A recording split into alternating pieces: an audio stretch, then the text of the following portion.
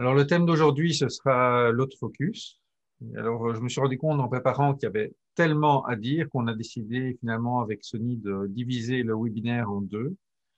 Une première partie sur les fondamentaux qui conviendront à tous les utilisateurs, qu'ils soient novices ou moyens avancés, puisqu'on reprend toutes les bases. Et puis un second webinaire qui est, je crois, le 18 mars, c'est ça? Oui, 18 mars. Qui va couvrir vraiment les réglages les plus avancés, des fonctions moins utilisées, mais qui peuvent pour certains être très utiles, et également les toutes dernières nouveautés introduites avec le A7S3 et avec le A1 seront également couvertes. Ce Marc, qu'on va... je dois juste répéter quelque chose. Ce n'est pas le 18 mars, c'était aujourd'hui. Je ne me trompe pas, c'est pas le 12 mars? Je ne sais pas, tu pourras reconfirmer peut-être J'ai après dans reconfirmé tout le... ça. Voilà, c'est en tout cas mi-mars environ.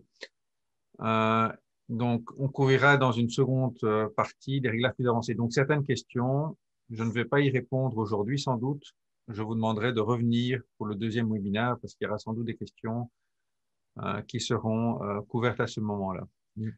Et donc, ce Juste que pour, je vais ex- expliquer, Juste vite pour expliquer aux toutes personnes qui sont là. En fait, on a décidé de faire ça en deux parties. Une partie pour un peu plus, pour mieux comprendre le début. Et la deuxième partie au mois de mars, c'est déjà pour les gens qui sont déjà un peu plus évolués dans le autofocus. Donc voilà, mais suivre les deux webinaires, on vous les conseille quand même. voilà, donc ce qu'on va couvrir, ce sont vraiment les fonctionnalités qui sont communes entre les A1, A7, A9, la série des A6000 et même certains RX, hein, les RX1, 10 ou 100. Bien entendu, certaines fonctionnalités n'existent que sur certains modèles, mais les principes sont quasiment les mêmes, quel que soit le boîtier. Les performances augmentent évidemment avec les boîtiers les plus récents et les boîtiers les plus haut de gamme, mais la base est commune, quel que soit le boîtier de la gamme alpha, qu'il s'agisse d'un APC ou d'un boîtier plein format. Voilà, commençons. Alors, il y a deux très grands réglages fondamentaux pour l'autofocus. C'est ce qu'on appelle les modes autofocus et les zones autofocus. Donc, les modes autofocus sont principalement les modes AF continu et AF ponctuel. AF single en anglais. Donc, c'est AFS, AFC. Sur les boîtiers, je dirais, de troisième génération, comme les A7 III et suivants, on peut quasiment être en mode AFC comme mode par défaut. C'est un mode qui fait l'AF en continu, tant qu'on maintient le doigt sur le déclencheur à mi-course, et qui est valable que le sujet soit en mouvement ou de manière statique. Le mode AFS, lui, s'utilise plus pour des sujets statiques, pour des photos parfois plus en macro ou d'objets, et également dans des situations de basse lumière ou des situations de sujets à très faible contraste, où parfois l'AFC, surtout les anciennes générations, pompe, donc n'arrive pas à faire la mise au point. En général, en basculant en mode AFS, il arrive à faire la mise au point. La mise au point sera un peu plus lente, mais la mise au point fonctionnera quasiment toujours sur des sujets statiques en AFS. Mhm. Marc, je pourrais te demander quelque chose. Il y a quelques spectateurs qui demandent si tu pourrais bouger ton cadre, parce qu'en fait, ton cadre de ton visage se trouve sur le texte. Oui, mais alors c'est comme ceci. On ne me voit plus, mais il n'y a Voilà. pas de souci. Vous entendez ma voix, c'est le principal. OK, donc voilà. Il existe également un mode AFA automatique, mais qui est à déconseiller, qui est le mode par défaut sur les appareils, où c'est l'appareil lui-même qui switch entre le mode AFS ou AFC, mais c'est un mode que il vaut mieux ne jamais utiliser puisqu'on ne contrôle pas ce que l'appareil fait. Il y a également le mode DMF qui est utile pour faire une première mise au point et puis le débraye en manuel, par exemple, pour faire de la macro. Ça permet de faire une mise au point rapide et de peaufiner sa mise au point. Et finalement, le mode MF, Manual Focus, la mise au point manuelle qu'on utilise très fort en macro, mais également si on utilise optiques anciennes ou des optiques manuelles comme des Vogtland-Dögeder ou des Zeiss Loxia, c'est la mise au point manuelle qui est à utiliser. Donc voilà, et ce réglage, comme c'est un réglage quand même assez important, en général, sur un boîtier type A7, je le mets en mode C1 pour moi. Okay, comme ça, je l'ai toujours à portée de main près du déclencheur. Alors, avant d'aller plus dans le détail, un petit rappel sur qu'est-ce que c'est l'AF à détection de phase ou l'AF à détection de contraste. Je vais enlever ma tête, voilà. Donc, ce qu'on va trouver dans la littérature, c'est le PDAF, Phase Detect Autofocus, ou le CDAF, Contrast Detect Autofocus. Il faut savoir que les boîtiers anciens avaient parfois l'un ou l'autre et ne les utilisaient pas en combinaison, mais sur tous les boîtiers de dernière génération, à partir notamment du A7 III, les deux sont utilisés en même temps. Donc, il est peu important de savoir finalement lequel vous utilisez. C'est l'appareil qui le fait selon la situation pour vous automatiquement. Il combine les deux types d'autofocus. Donc, l'AF à détection de phase est en fait un AF très rapide pour les sujets en mouvement, mais parfois un peu moins précis que le contraste, l'AF à détection de contraste. Et il fonctionne moins bien en basse lumière ou avec des sujets de faible contraste. Mais c'est le type d'AF qui est favorisé en AFC. Par contre, le CDAF, lui, il est très précis, mais un peu plus lent, et c'est celui-là qui sera utilisé en majorité dans le mode AFS. Mais les deux seront utilisés en combinaison, mais selon le mode AFC ou AFS, l'appareil va favoriser l'un ou l'autre pour optimiser la mise au point. Voilà, ça c'était un rappel un peu technique, vous n'avez pas besoin de le savoir, mais ce sont les deux modes qui existent, qui sont utilisés de manière conjointe, de manière transparente pour vous.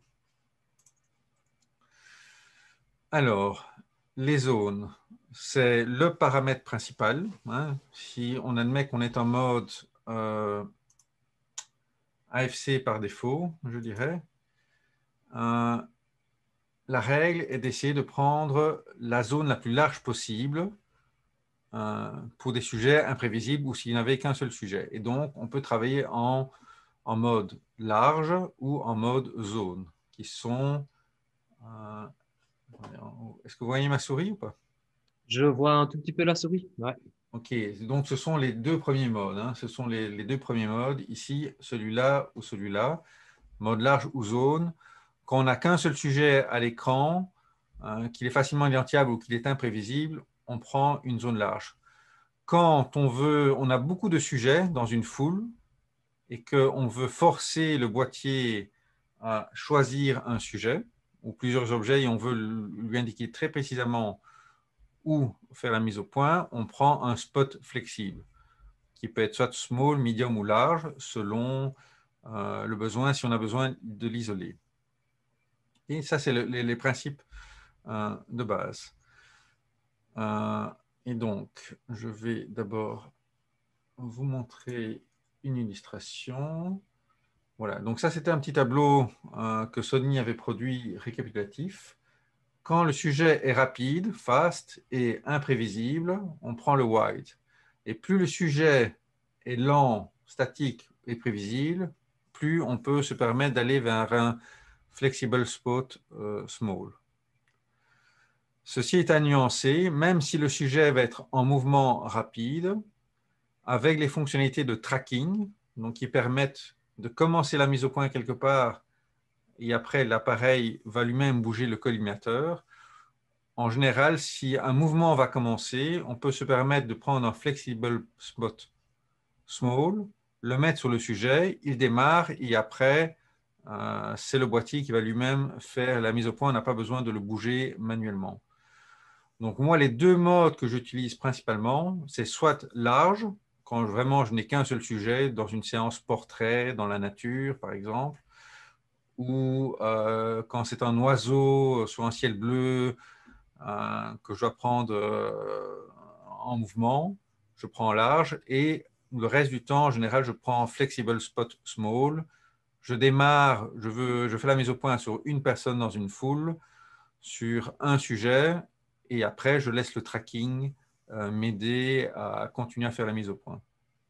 Okay, donc ça, je vais illustrer maintenant. Voilà. Par exemple, pour ce genre de situation, j'avais une amie qui courait dans un parc. Elle était seule, bien isolée, et donc là, l'AF large était parfait. Elle zigzaguait dans tous les sens, mais pas besoin d'essayer de faire un flexible small. Le large suffisait. Également, un oiseau qui volait en plein champ, le large, dans ces cas-là, était parfait.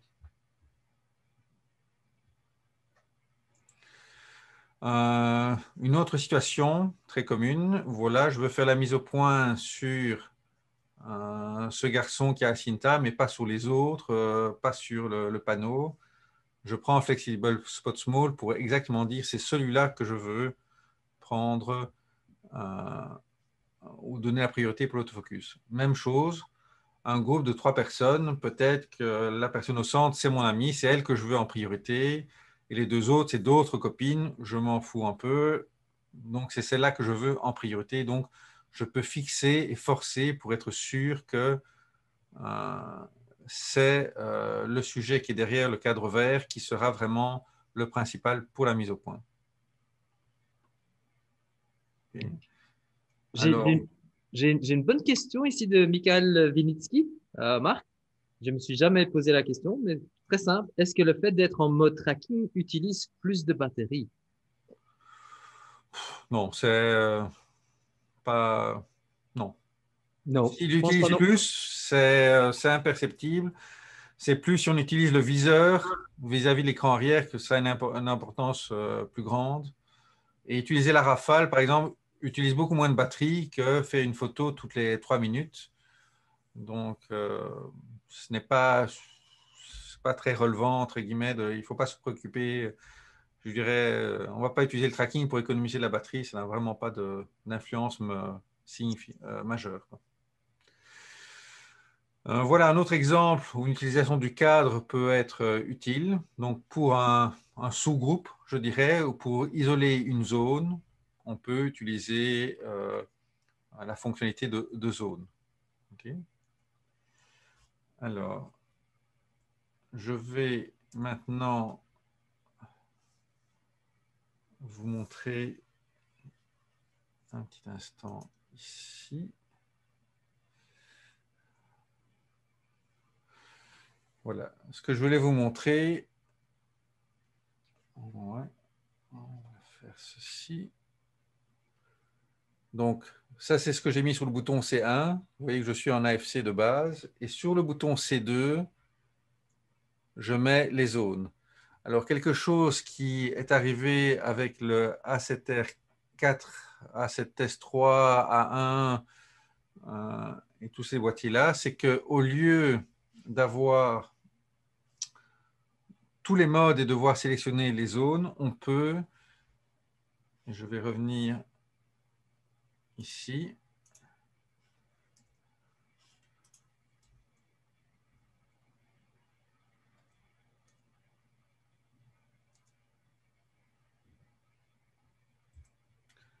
voilà. En fait, à partir des boîtiers les plus récents, 4e génération, etc., on peut désactiver certains modes qu'on utilise moins. Donc, moi, typiquement, je prends le large et le flexible spot small, et c'est tout. Et donc, tous les autres modes, je les désactive. Ce qui permet d'assigner sur le bouton C2 une fonction qui ne fait que la permutation des modes qui restent. Et donc, on perd beaucoup moins de temps à avoir la liste entière de tous les modes et de devoir naviguer dedans pour sélectionner le bon mode.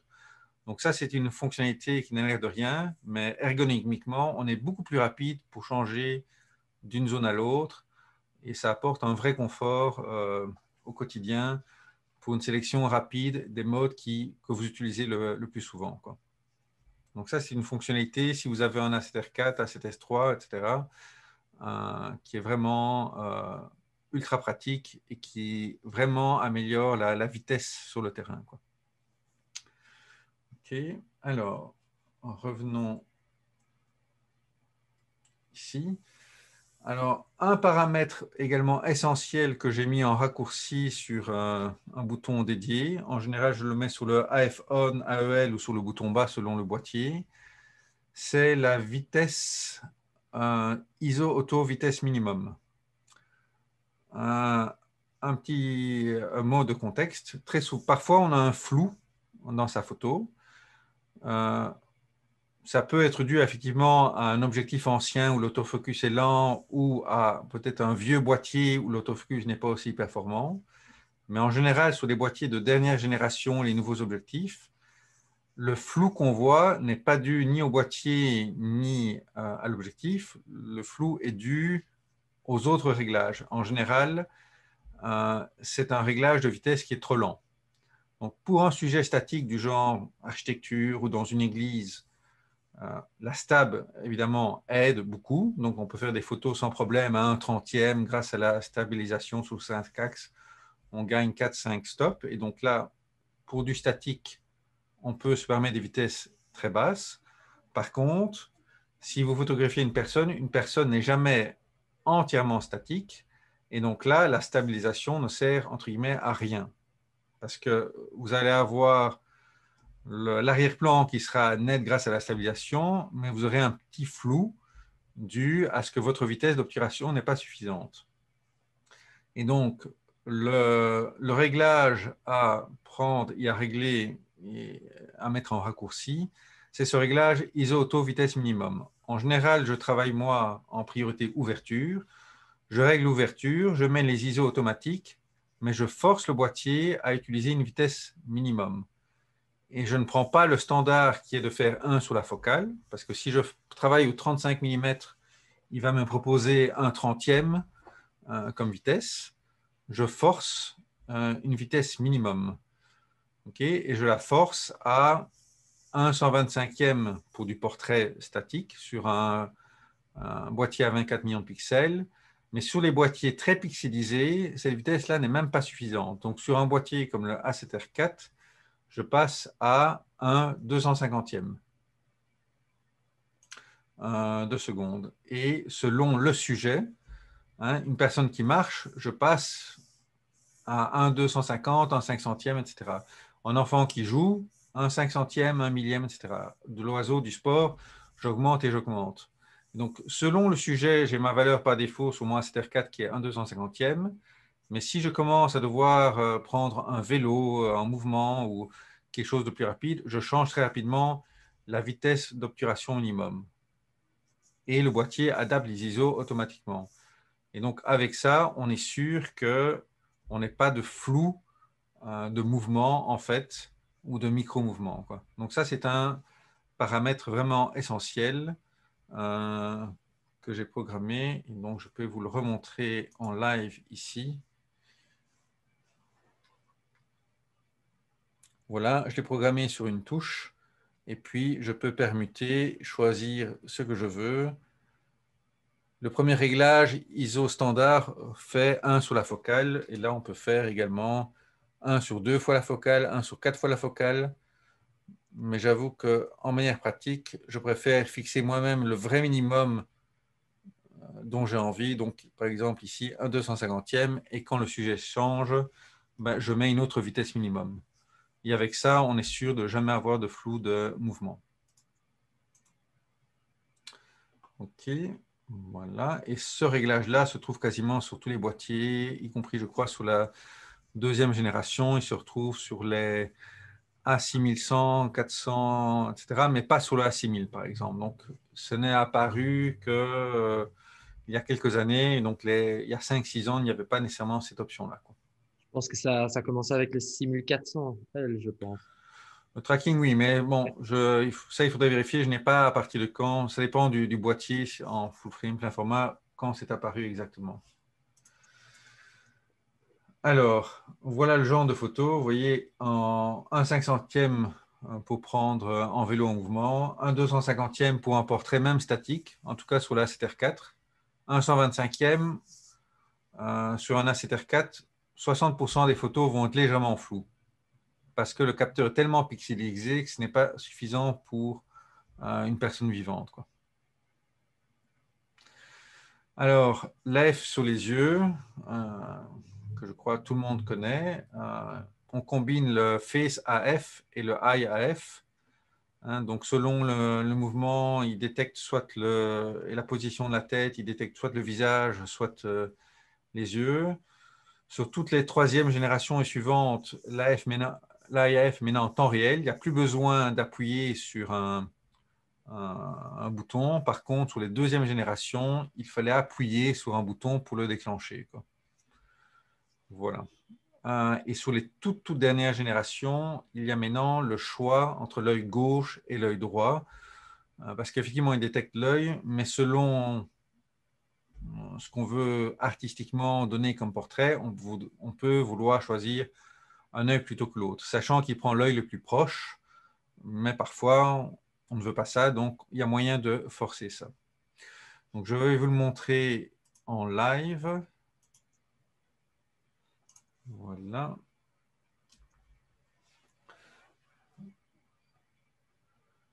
Vous voyez, on a ici l'œil qui est sélectionné et je ne sais pas si on le voit en blanc, je permute les deux yeux. Je ne sais pas si c'est très visible, mais donc j'ai assigné le bouton AEL pour permettre de switcher de l'œil gauche à l'œil droit sur le sujet sélectionné. Donc voilà, ça c'est une fonction qu'on trouve à partir du A7R4 notamment. Je crois qu'il y a ça également sur le A9. Ça a été rajouté et sur tous les boîtiers suivants. OK, voilà. Alors, passons à la suite. Donc, sur les boîtiers de troisième génération et suivants, vous avez également le IAF pour les animaux. Alors, qui fonctionne pas mal, mais qui s'améliore de génération en génération. Une limitation sur le A7R4, c'est que le IAF pour les animaux fonctionne en AFC normal, mais sans tracking. En tracking, le IAF pour les animaux ne fonctionne pas. Par contre, sur l'A7S3 et le A1, ça fonctionne. Donc On là, l'a activé, comme on peut dire. il y a encore des petites améliorations. Et puis, il y a la nouveauté qui est le IAF pour les oiseaux, qui est sur le A1. Alors, je vous conseille, si vous photographiez suivant l'un ou l'autre, c'est de mettre ça en bouton dans un... Moi, j'ai mis ça dans le menu FN. Et sur le A1, ça a encore été amélioré. Il y a moyen, au lieu de devoir appuyer sur un bouton et de sélectionner, de faire comme pour les zones AF, d'avoir un bouton qui permute en cycle les trois modes, quoi. Ce qui est cette permutation pour certaines fonctions est nettement plus rapide qu'afficher le menu et puis sélectionner. Et donc, il y a cette permutation du type d'IAF qui existe à partir du A1. Marc, est-ce que je peux demander quelques questions de la part de notre public? J'en ai une ici. Ben oui, pour les ACDR4, on ne va pas gagner grand-chose d'avoir beaucoup de pixels si on doit en basse lumière et monter et avoir moins un 250e. Il faut savoir aussi que la performance ISO ACDR4 ou AC3, c'est pareil quand on réduit à 24 millions de pixels. Si on regarde effectivement à 61 millions de pixels, on aura plus de bruit que les 24 millions, mais si on réduit les 61 à 24, l'image sera pareille. Mais effectivement, on n'aura pas le gain en basse lumière d'avoir plus de pixels. On a ce gain vraiment des 61 millions de pixels que si on a des conditions de lumière optimales en extérieur ou en studio, où là, on peut vraiment utiliser tous ces 61 millions de pixels. Dans les autres situations, il va monter en ISO, oui, et il faudra réduire à 24 millions de pixels pour avoir le même genre de performance, quoi. J'ai encore une autre question de Marc Maz. Donc, le Sony Alpha 7 III possède-t-il aussi le real-time tracking? Je pense bien. Non, non, Non? non, non. Le A7R3 et le A7R3 ne le possèdent pas. C'est d'ailleurs la raison pour laquelle moi j'ai migré sur le A7R4, principalement pour ce real-time tracking. On va le couvrir un peu plus après, la différence entre AC3 et les gammes suivantes. Donc, voilà quelques exemples de IAF. On a vraiment une mise au point, même avec des optiques à 1.4, on a une mise au point parfaite sur l'œil, ce qui permet vraiment d'exploiter ces optiques à très grande ouverture. Alors, d'autres fonctionnalités qui existent en plus, on peut faire du face registration. Donc, si vous faites de la photo familiale avec les neveux, les nièces, mais finalement, c'est juste vos enfants, votre femme qui vous intéresse, on peut enregistrer les visages pour que ce soit ceux-là en priorité qui soient détectés. Même chose pour un mariage, on peut enregistrer avec des ordres de priorité, d'abord la mariée, puis le marié, et l'attente du deuxième degré en dernière position, si on veut. Voilà, donc il y a cette fonctionnalité. Si vous devez souvent photographier des personnes parmi une foule pour leur donner une priorité. Alors, je vais vous montrer le real-time tracking et puis la différence avec le A7 III. D'abord, une petite vidéo qui montre ça en live dans un match de boxe. Vous voyez un peu l'effet du real-time tracking qui arrive vraiment à suivre dans des situations très rapides. Bon, c'est via la transmission Zoom que vous voyez des images saccadées, mais la vidéo que j'ai moi native, elle est sans aucun problème, quoi. Et vous voyez comment le real-time tracking agit. On a vraiment un tracking qui colle, je dirais, au sujet. Et c'est pour ça qu'on le met finalement, dès qu'on a ce real-time tracking, ça devient le mode par défaut AFC. Et quasiment tous les autres modes deviennent inutiles. Il est tellement efficace que ça devient le mode par défaut. Et ce mode combine la détection des yeux, du visage, des couleurs, de la forme et de la distance. Donc, il utilise ces 5 éléments pour arriver à faire son suivi. Donc, on peut le voir ici. Vous voyez que si je bouge, il garde toujours la mise au point. Si je vais même ici, vous voyez que c'est assez sticky, ça vraiment, ça colle bien. Maintenant, je vais passer sur un A7 III pour vous montrer la différence. Ici, j'ai une petite question de Michael. Donc, genre, sur 10 visages, il va vraiment prioriser celui-là qui a été enregistré. Oui. Ben oui. Juste une petite réponse pour Robert Tessens. Après le webinaire, on va essayer de vous répondre sur votre question. Oui, donc ça, c'est l'A7 III. Donc, ça tient bien aussi, mais c'est quand même moins bien. Vous voyez qu'il hésite, il prend une fois le bout du trépied, etc. Et si je fais ici, voilà, on a ce grand cadre vert, mais c'est beaucoup moins précis que le real-time tracking, quoi. Donc ça, c'est avec le A7 III, quoi. OK.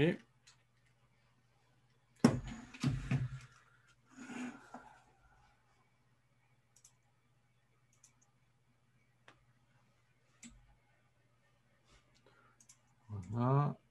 Et donc ça, c'était le A7 III.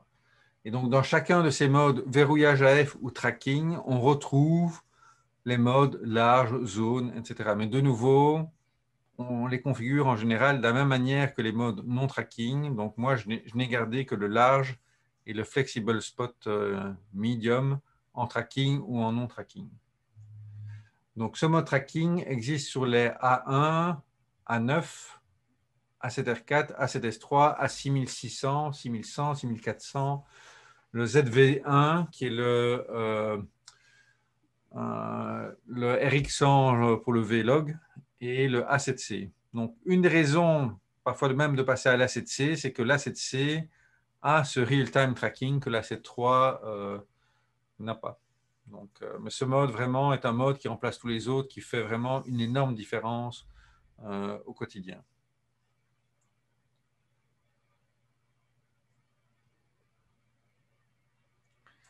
Alors, excusez-moi, on va passer au suivant. Marc, est-ce qu'on prendrait encore vite quelques questions? Oui, on peut. Euh, ici, hop. J'ai une petite.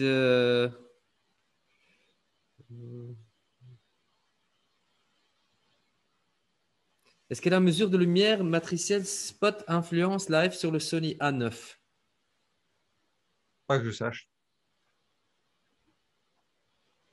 Non, non, je pourrais bien une fois vérifier avec notre équipe pro pour une fois Alors, pour répondre moi, là-dessus. non. Moi, je laisse la mesure de lumière matricielle de base. J'avoue que je la change jamais. Ça me vaut jamais de soucis, quoi. Ok, Et là, tout ce qui est fait en vidéo, on va le couvrir, c'est dans les slides qui suivent. ok, ben parfait. OK. Je pense que tout le monde est très fort intéressé sur ta présentation, Marc. OK.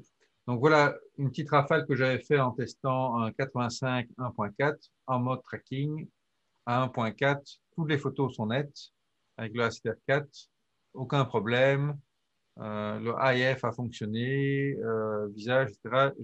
Toutes les photos étaient super nettes. Donc ça, avec parfois le A7III, c'est un peu plus dur d'arriver à ce niveau de qualité à très grande ouverture sur des sujets qui arrivent très près, quoi. Alors, un des paramètres aussi pour la F, c'est tout ce qui est l'entraînement, donc le mode rafale, low, medium, high ou high+. Alors, je déconseille le mode high+. High+, c'est 10 images par seconde, le high, c'est 8. Parce que lors du high+, finalement, dans le viseur, on ne voit plus la réalité. Il n'arrive pas à rafraîchir suffisamment vite le viseur et donc il montre les images qu'il vient de prendre en rafale avec un petit décalage. Donc, on a une vision qui est finalement moins fine et on sait moins suivre son sujet.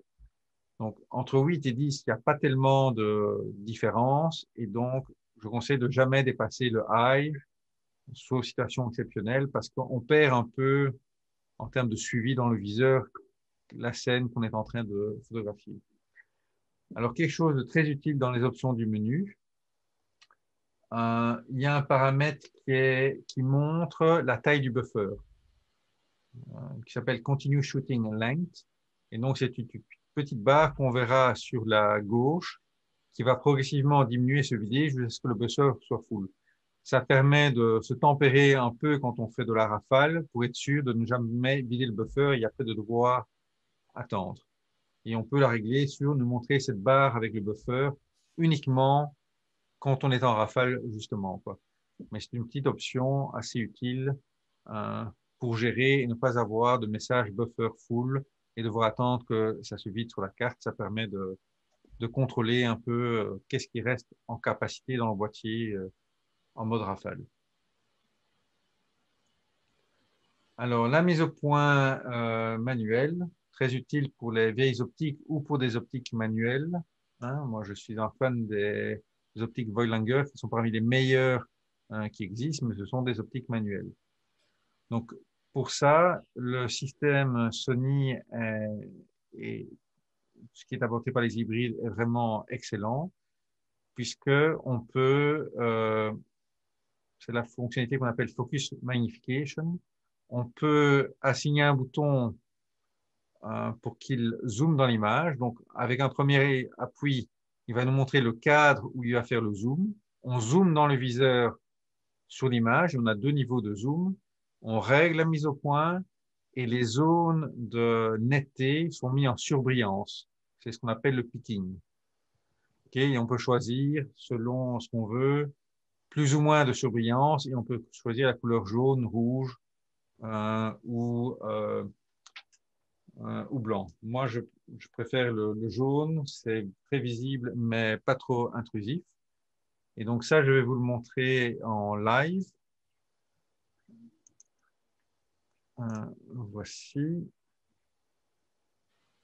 Je vais volontairement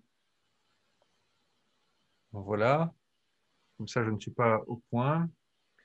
Donc moi j'ai assigné la fonctionnalité C4 pour le zoom dans l'image. Vous ne verrez pas le picking parce que comme je suis connecté via un câble HDMI, le picking ne se voit pas, mais bon, moi je le vois sur mon écran. Par contre, il n'est pas transmis quand je suis comme ça en zoom. Mais donc il y a des zones en surbrillance comme vous avez vu dans les slides. Donc j'appuie sur C4. J'ai un cadre que je peux déplacer avec le joystick ou en touchant l'écran. Je clique sur le bouton central. Il fait un zoom. Je tourne la bague de mise au point pour affiner le zoom. Je peux, si je veux, encore me déplacer avec le joystick dans la zone. Et si vraiment c'est quelque chose de très précis, je peux réappuyer une seconde fois sur le bouton central. Il fait un zoom de 11 fois plutôt que 5 fois pour encore affiner la mise au point. Voilà. Et puis je fais un dernier appui, je reviens en arrière et puis je peux déclencher. Voilà. Ça, c'est vraiment quelque chose, il faut pratiquer un petit peu, mais pour les optiques manuelles, pour la macro, c'est vraiment idéal et on peut faire la mise au point n'importe où, dans le coin, où on veut. Il n'y a aucun souci. Donc ça, c'est vraiment la méthode pour la mise au point manuelle. Aussi, si par hasard vous êtes vraiment en basse lumière, que l'AF Pati n'arrive pas à faire la mise au point, vous passez rapidement en manuel, vous faites le zoom, avec le focus picking, vous forcez la mise au point en l'endroit précis, ici, dans les très cas où l'AF patine ou n'arrive pas à faire la mise au point. Donc, c'est pour ça que je recommande de le remettre quand même, cette fonctionnalité-là, en raccourci euh, sur le boîtier, quoi.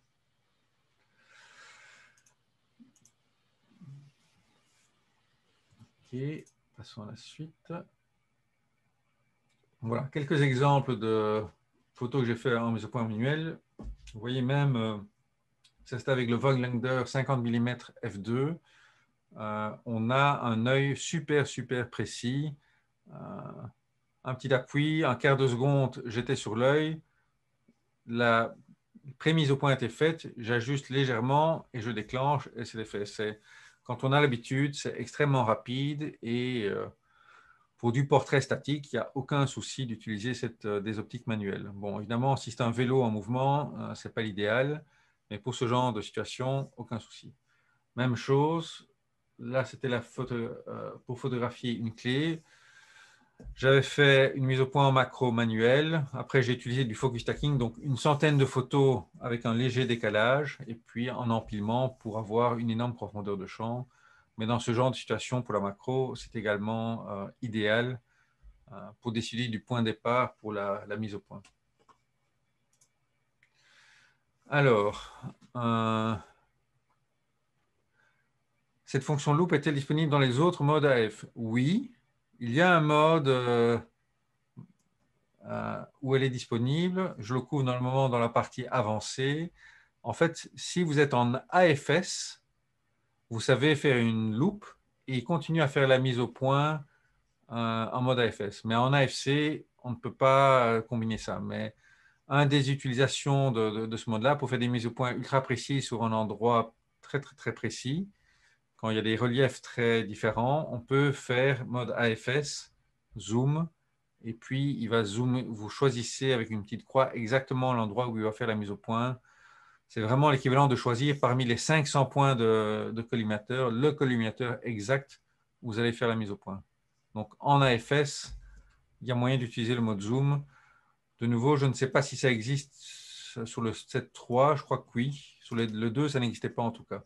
Mais à partir du 3, je crois que la fonctionnalité était déjà là, quoi. Alors, en vidéo, en fait, on n'a pas de AFS ou autre, c'est soit de l'AF continu, soit du manual focus.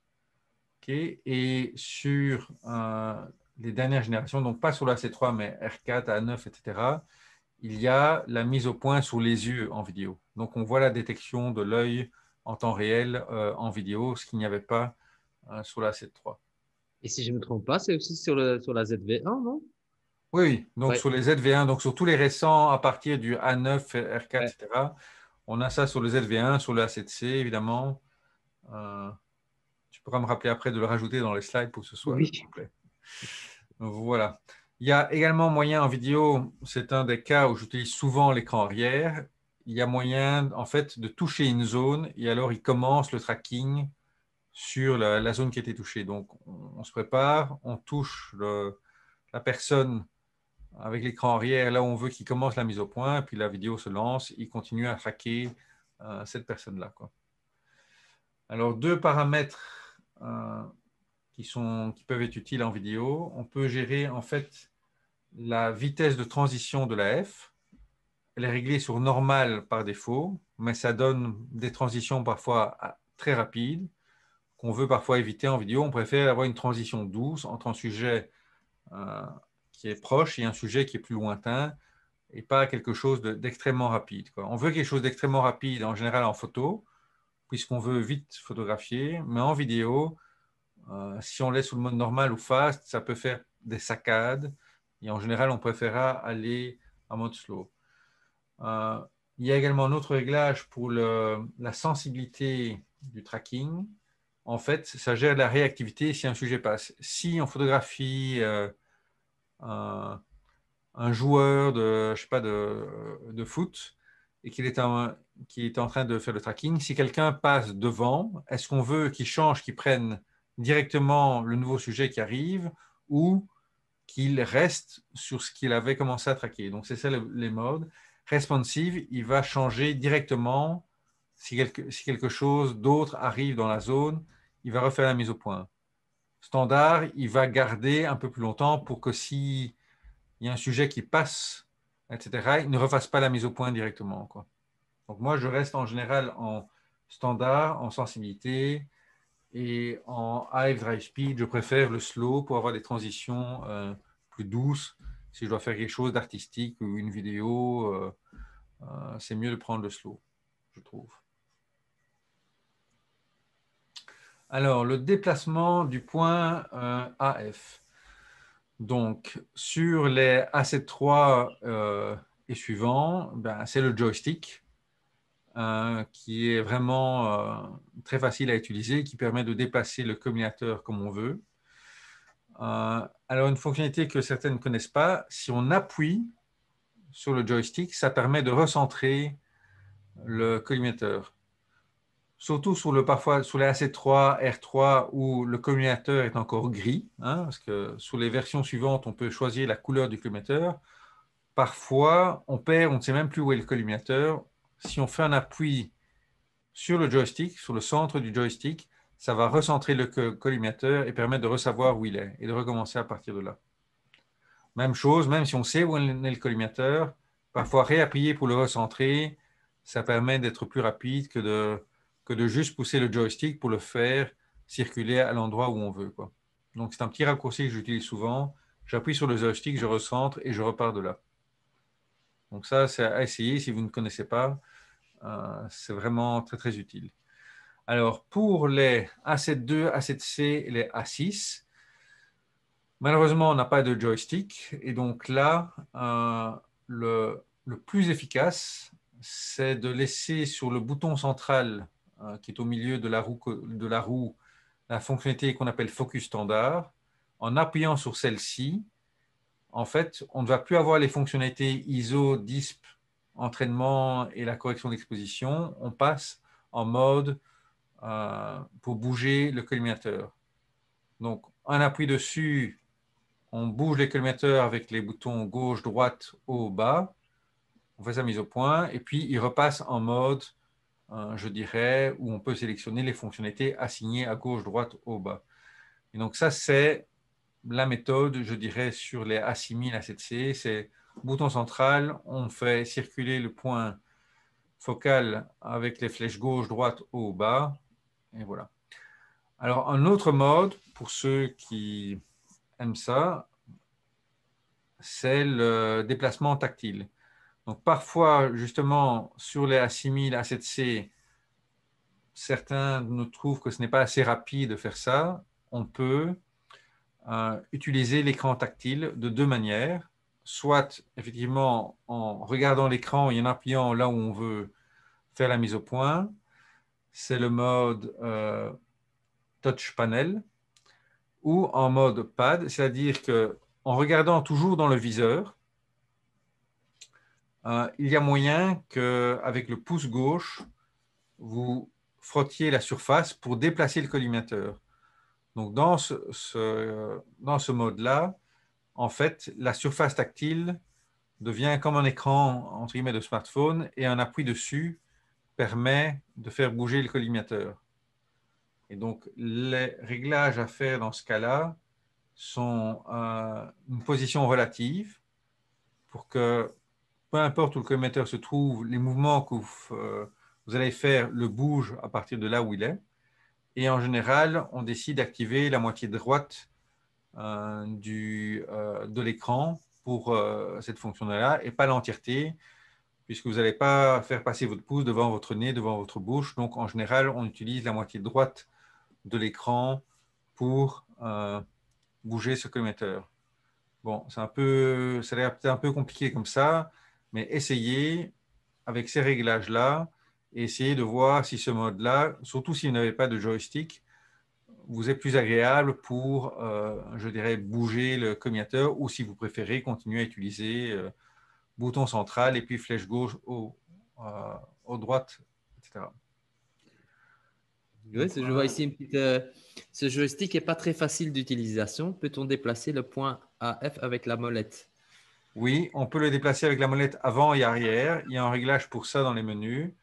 Moi, personnellement, je préfère le joystick. Voilà, après, c'est une question Utilisation. d'ergonomie et de sensation et de comment vous manipulez. Moi, j'ai essayé avec je dirais, la molette avant et arrière d'ouverture vitesse. Je n'ai pas trouvé ça très bien. Je préfère le joystick ou alors les flèches au bas autour de la roue, quoi. Mais Sony offre 3-4 manières de pouvoir l'utiliser. Après, c'est à chacun à trouver qu'est-ce qui lui convient le mieux vraiment à lui selon son ressenti, quoi, hein. Voilà. Mais donc, c'est les deux molettes avant et arrière, ouverture vitesse, qui peuvent servir à bouger le collimateur si on veut. Sur les 1300, le touch panel, je ne sais pas. Je sais que c'est pour les dernières générations, mais je n'ai jamais eu le 6300. J'ai le 6000, le 6600. Le 6600 là, le 6000 ne l'a pas. 300 et 500. 6300 et 6500, je ne sais pas s'il y a le touch panel. Il faut regarder les spécifications en détail. Okay. Voilà. Mais je sais que moi, par exemple, sur le A6600, je l'utilise parfois parce qu'il n'a pas de joystick. Mais à essayer, il faut vraiment le manipuler pour bien comprendre comment ça fonctionne, quoi. Alors, les réglages ergonomiques. Je vous donne ici une série de réglages que je propose selon les modèles. Ah, Marc, je sens déjà qu'on va demander d'écarter ton visage pour cette Oui, je fais ça. Voilà. Donc, j'ai mis du A6300 jusqu'au A1. Et donc, certains modèles comme le A6000 n'ont que deux boutons C1, C2. Donc, il faut utiliser au mieux les boutons qu'on peut personnaliser. D'autres aux quatre boutons. Les A9 et A1 ont des molettes supplémentaires sur la gauche du viseur. Et donc, en fonction du modèle, l'optimisation sera différente. Bien entendu, ceci, c'est selon votre pratique. Pour certains, d'autres réglages seront, je dirais, plus appropriés. Moi, ce sont des réglages que je fais principalement pour du portrait, qui est ce que je fais le plus souvent. Et donc, j'essaye, en tout cas on va prendre à partir du A7 III, donc les deux dernières colonnes. C1, je mets le mode focus, AFS, AFC. C2, le focus area. Par contre, sous le A7R4, c'est le focus area switch, le bouton qui permet de permuter plutôt que de choisir pour être plus efficace.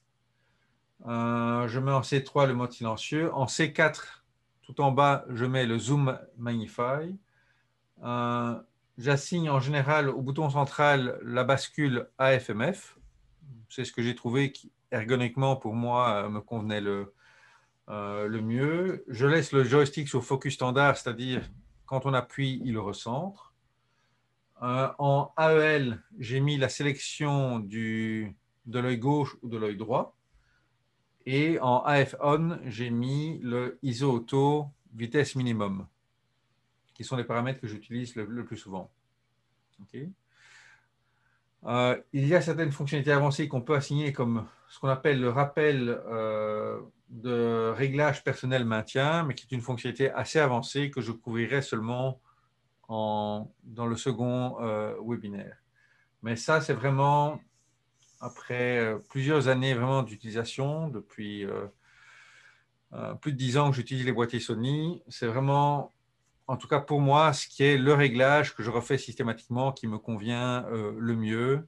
Et vous voyez que la plupart des boutons sont justement dédiés à la F parce que ce sont les paramètres qu'on est appelé à changer le plus souvent. Les autres séries de paramètres, en général, les picture profile, etc., je les relègue en second niveau dans le menu FN. Est-ce qu'il y a des questions sur